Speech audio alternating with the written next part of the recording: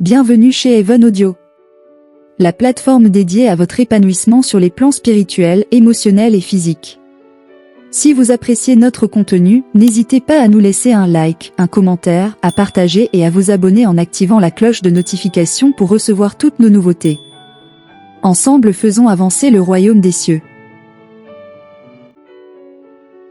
Dans cet extrait, nous vous proposons la version audio du livre La croissance spirituelle du pasteur Kenneth Hagin. Au travers des différents niveaux proposés, vous pourrez identifier votre âge spirituel afin de vous ajuster par la grâce de Dieu. Nous vous souhaitons une bonne écoute et que Dieu vous bénisse. L'adolescence. Ainsi nous ne serons plus des enfants. Éphésiens 4, 14. L'apôtre Paul parle d'enfants spirituels dans cette épître adressée à l'église d'Éphèse, qui comptait au moins 12 hommes. Actes 19, 7. Et je suis convaincu qu'il y en avait davantage. Quand Paul déclare que « nous ne serons plus des enfants », il veut dire que nous dépasserons le stade de l'enfance spirituelle afin de devenir adultes en Christ. Les caractéristiques de l'enfant spirituel ressemblent à celles que l'on observe sur le plan physique. L'instabilité. Lorsque mon fils avait 13 ou 14 ans, je lui demandai un jour de tondre le gazon. Sa façon de s'emparer de la tondeuse et de la faire démarrer me fit croire qu'il allait s'acquitter de la tâche en 30 minutes. À l'époque, nous avions une tondeuse à main, et la pelouse n'était pas très grande. Il aurait facilement pu la tondre en 45 minutes s'il avait persévéré. Je dus me rendre en ville pour affaires, et, à mon retour, 1h30 plus tard, je retrouvai la tondeuse abandonnée au milieu de la pelouse, il n'avait fait qu'un aller et retour. Je décidai de chercher mon fils, et demandai à ma femme où il se trouvait. Elle répondit, « Je l'ignore. »« N'est-il pas parti avec toi ?»« Non, » répondis-je. J'allais voir si des jeunes jouaient au ballon au coin de la rue car, sans aucun doute, il serait de leur nombre. C'est ce qu'ils faisaient, et mon fils était bien avec eux. Il était inconstant et irrésolu. On ne pouvait pas compter sur lui. Comme on l'entend souvent dire, on ne peut pas mettre la tête d'un adulte sur un enfant. Ce n'est pas possible. Le même principe s'applique à l'enfant spirituel.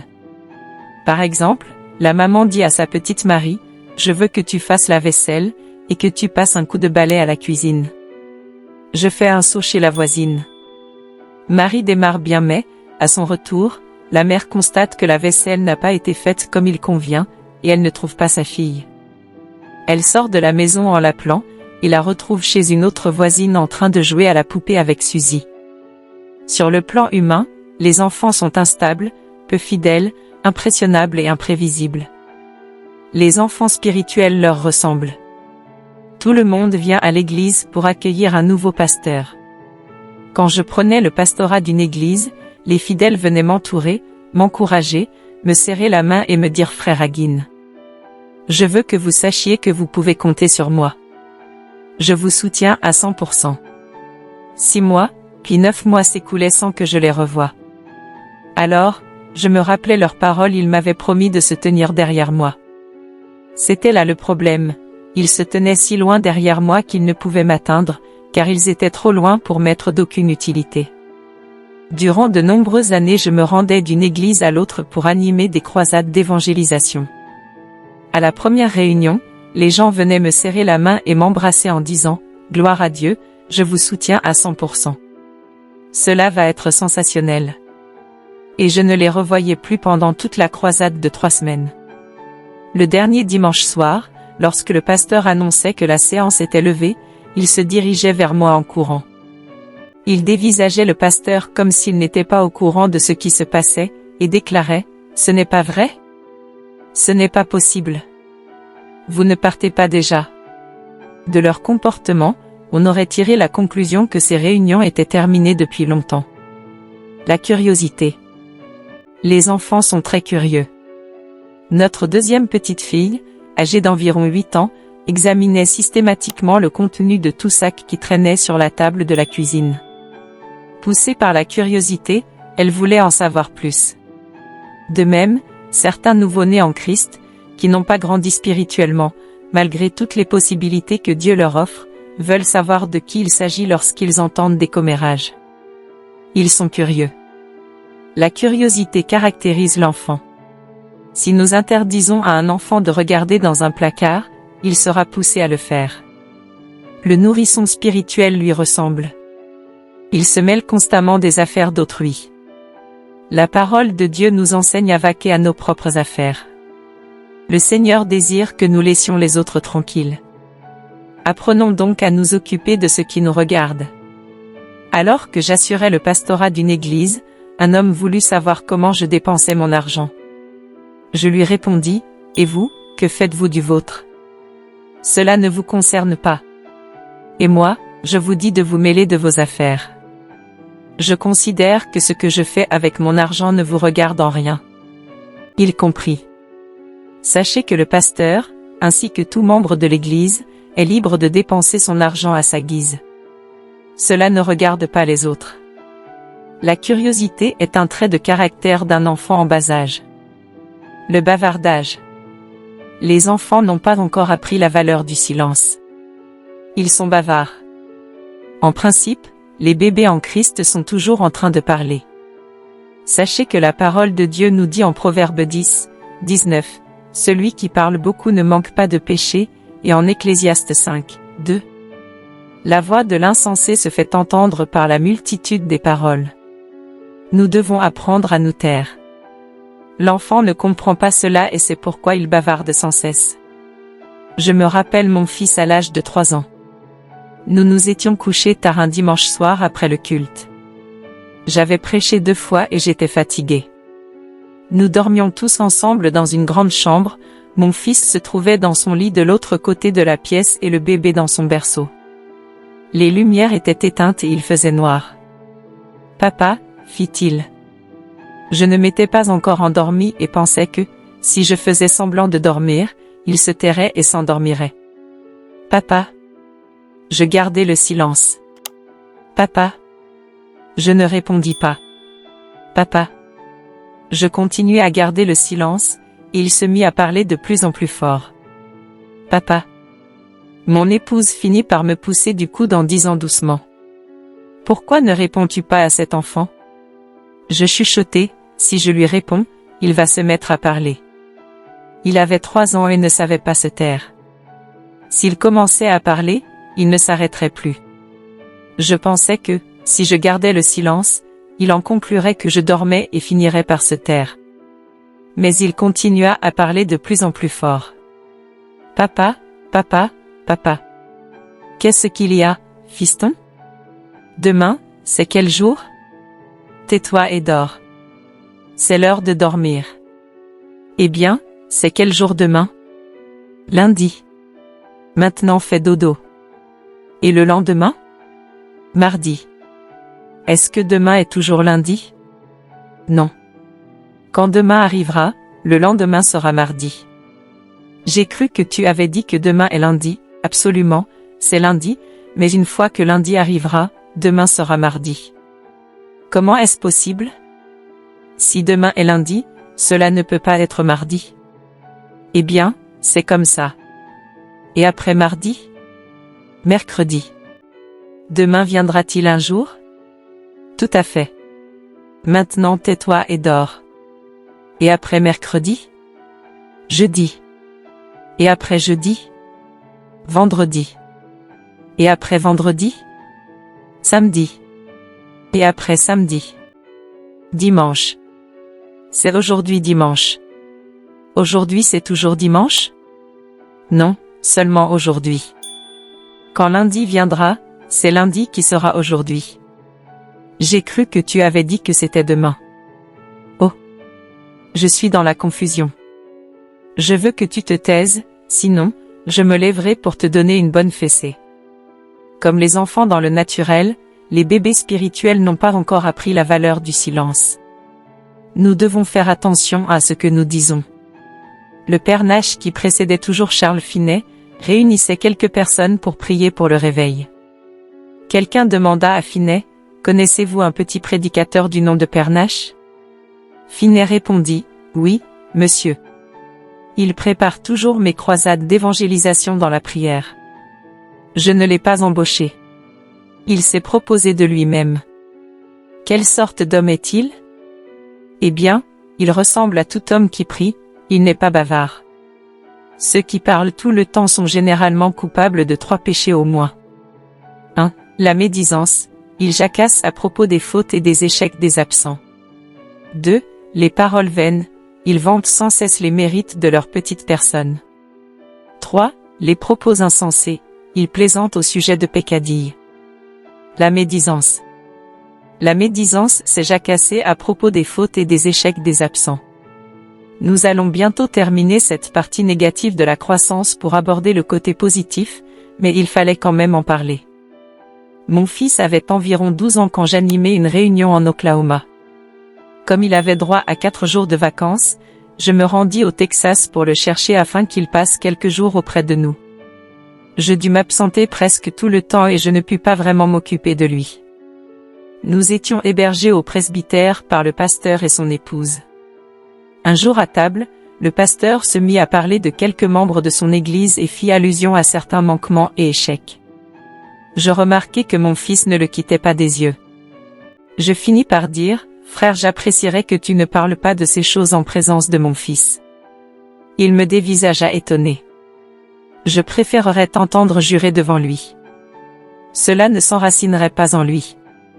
Il n'y prêterait aucune attention. Mais pendant les 12 années où j'ai assuré le pastorat, mon fils a regardé chaque membre de l'église comme un ange. Ce n'étaient pas des anges, pas plus que les membres de l'église de ce pasteur. Pourtant, Ken croyait que leurs ailes étaient en train de pousser, il ignorait qu'il s'agissait de leurs omoplates qui ressortaient. Il n'entendait jamais ses parents parler d'un seul diacre, ni dirigeant de l'école du dimanche, ni autre responsable ou membre d'église. Nous devons prêter attention à ce que nous disons en présence d'autrui, en particulier, devant nos enfants. Je me rappelle une sœur, bénie soit-elle.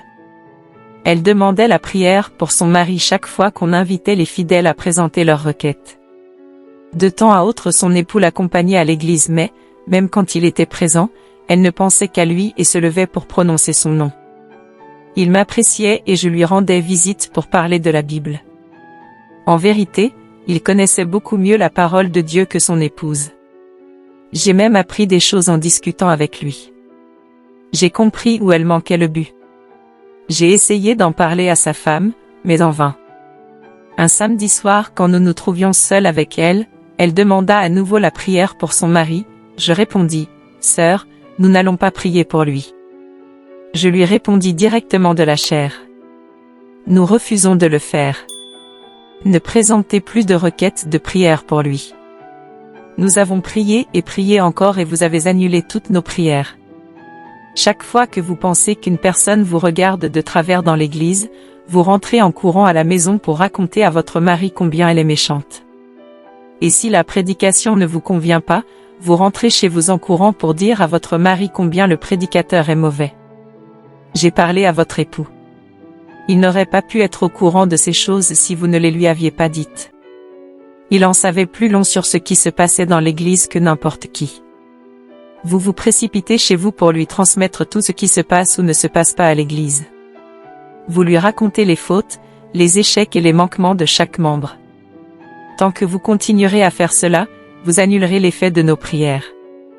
J'appris à apprécier cette chère sœur. Elle avait assez de bon sens pour écouter et rectifier les choses. Elle devint une chrétienne admirable, et son mari fut sauvé. Je l'ai traitée avec sévérité, mais elle l'a accepté. Elle n'était pas dans l'ignorance. Ceux qui ont un peu de bon sens sont capables de discerner la vérité. D'autres n'y arrivent pas, et nous n'avons qu'à faire de notre mieux pour essayer de les aider un peu. Les paroles vaines.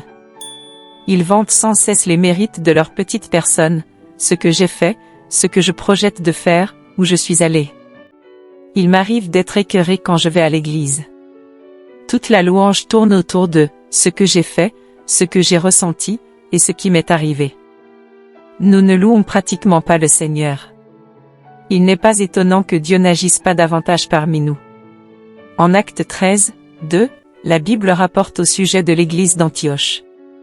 Pendant qu'ils servaient le Seigneur dans leur ministère, et qu'ils jeûnaient, le Saint-Esprit dit, « Ils n'étaient pas en train de se servir réciproquement. » Si nous sommes suffisamment humbles et soumis à Dieu, il peut nous utiliser. Je ne veux pas donner l'impression que nous sommes quelque chose de grand et de merveilleux.